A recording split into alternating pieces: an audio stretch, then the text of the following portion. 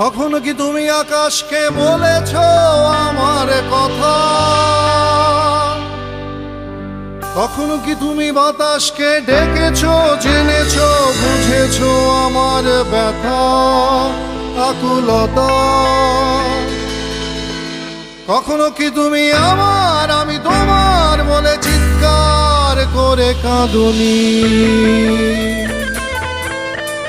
তারাদের সামনে